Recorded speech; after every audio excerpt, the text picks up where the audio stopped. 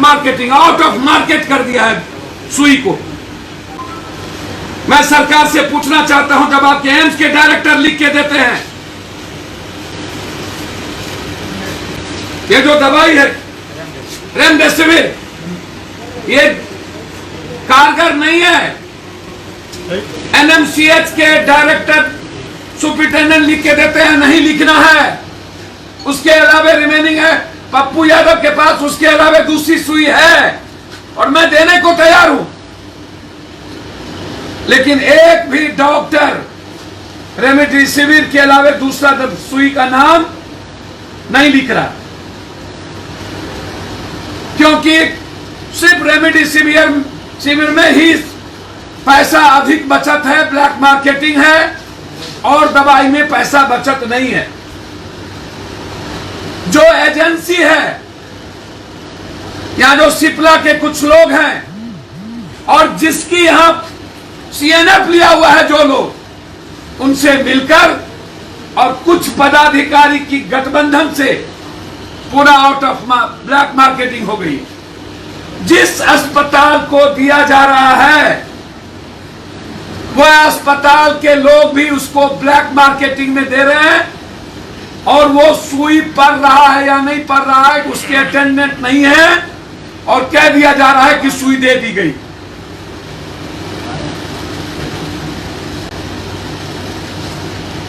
प्रधानमंत्री जी और मुख्यमंत्री जी, यदि आप हिंदुस्तान के लोगों की सुई देकर के हिफाजत नहीं कर सकते हैं, सिप्ला कंपनी गुजरात के,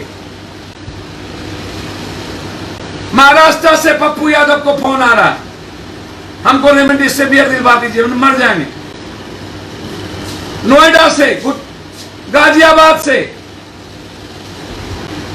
कई बड़ी बड़ी संस्थाएं और चैनल ने फोन किया हमारे यहां, जी न्यूज से लेकर के G24 के हालात अच्छे नहीं हैं, दिल्ली से, और कोई सुनने वाला नहीं। सुई रहते हुए अस्पताल में सुई नहीं पड़ता है पेशेंट को। एनएमसीएच की स्थिति त्राहिमाम है और वहां ऑक्सीजन भी रात में जो ऑक्सीजन भर के आता है वो ऑक्सीजन गायब हो जाता है, खाली जो सिलेंडर है उसको लगा दिए जाते हैं ऑक्सीजन लगाकर। एक भी सीनियर डॉक्टर भीतर नहीं जाता है एनएमसीएच के अंदर, एक भी सीनियर डॉक्टर। कोरोना पेशेंट को मरने पर छोड़ दिया गया, कोई भगवान भरोसे है, कोई मॉनिटरिंग करने वाला नहीं है, लैट्रिन बाथरूम साफ करने वाला नहीं है, अटेंडेंट को बेचारे जाने नहीं दिए जाते और कहा जाता है कि सब पॉजिटिव हो गए इसलिए हाथ खड़े कर दिए।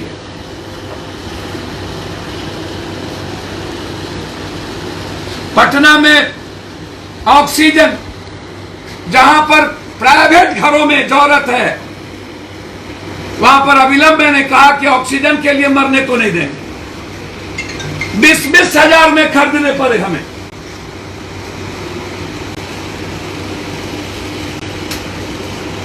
$11,000 में छोटा, 20,000 में बड़ा। आरा से हमें फोन आ रहा है कि ऑक्सीजन सदर अस्पताल में है ही नहीं, एक भी ऑक्सीजन नहीं है सदर अस्पताल में। अभी टीवी कोई चला रहा था कि टोटल ऑक्सीजन की डकैती हो गई, क्रिमिनल लूट के लेके चला गया।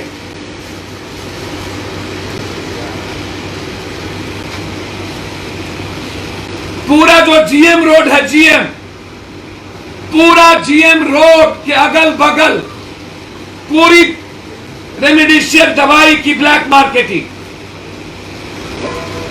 34,000, 24,000, 25,000, 70,000, 45,000।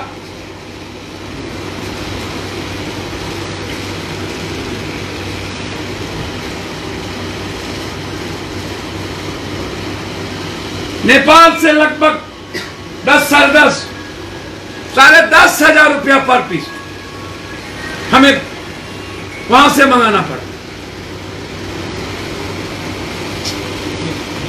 भाई क्या है,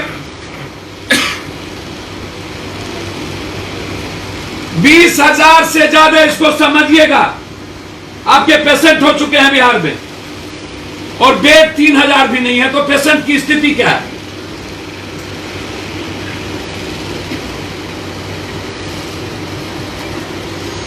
मैंने मेदांता को डॉक्टर सहित और बेड सहित, मैं जानना चाहता हूं, झारखंड के मुख्यमंत्री ने बेड के साथ, ऑक्सीजन के साथ बेड लगवाने का काम किया है कुछ? क्या कारण है कि यह काम हिंदुस्तान के प्राइम मिनिस्टर और सीएम नहीं कर सकते, बिहार के सीएम नहीं कर सकते?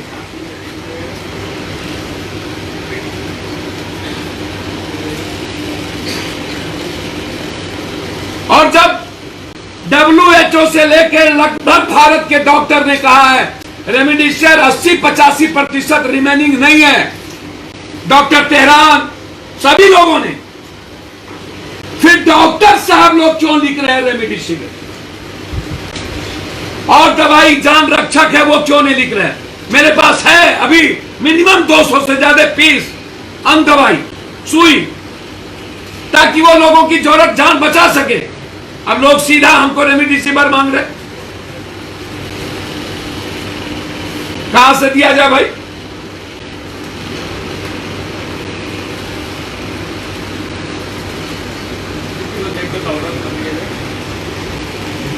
जी सर, मुझे तो समझ में नहीं आता, लॉकडाउन रिमेनिंग है क्या? लॉकडाउन तब लगती है जब जबरदस्ती लोगों को बंद कर नेताओं को और व्यवस्था को मनमानी करने का, लूटने की खुली छूट की मन हो। लॉकडाउन रिमेनिंग नहीं है जनाब। वैसे भी 70% पटना के लोग बाहर नहीं निकल रहे हैं, लॉकडाउन से बुरी स्थिति है। भैया आंकड़े तो पूरे और जगह भी बढ़ रहा है। दिल्ली में एक भी रेमडेसिविर नहीं मिल रहा है, ऑक्सीजन की कमी है, बंबई में नहीं मिल रहा है,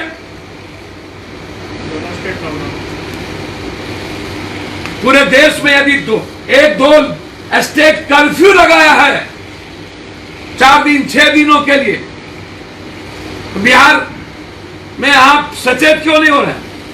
आपने तो लगाया है। मेरा सवाल है दवाई से, और कुछ लोगों का सवाल है लॉकडाउन से। मुझे तो समझ में नहीं आती, लॉकडाउन से आदमी कैसे बचेंगे? उनको दवाई जरूरत है बेड की, और बेड नहीं है। उनको जरूरत है ऑक्सीजन की, वो ऑक्सीजन नहीं है।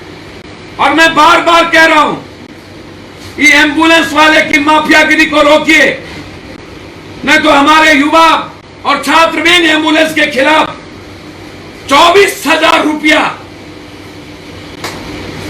एक अस्पताल से दूसरे अस्पताल ले जाने के लिए, 24,000 मेरे सामने में लिया।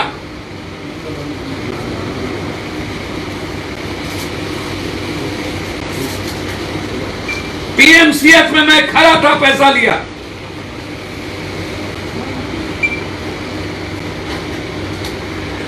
बिल्कुल कोलैप्स। जिस देश की सरकार अपने प्रजा को एक सुई दिलाने की हिम्मत और औकात नहीं रखता हो, वह देश बचाने की और देश बनाने की बात करे, ऐसे लोगों को नेगलेक्ट करने की जरूरत है। आज जरूरत सिर्फ सुई, ऑक्सीजन, लोगों की जिंदगी बचाने की है, और सरकार ने लापरवाही की। और हिंदुस्तान में आज सुई से भी ज्यादा जरूरत ऑक्सीजन की है, जो भारत में ऑक्सीजन की कमी है। बिहार में ऑक्सीजन नहीं है, और सरकार झूठ बोलती है, लगातार झूठ पे झूठ, झूठ पे झूठ। और अंतिम बात, प्रवासी मजदूर जहां से आ रहे हैं, एनआरकी, एक बस में 9,000 रुपया एक भाड़ा, दिल्ली से यहां आने का 12,000 भाड़ा, और सीट पर 5 आदमी।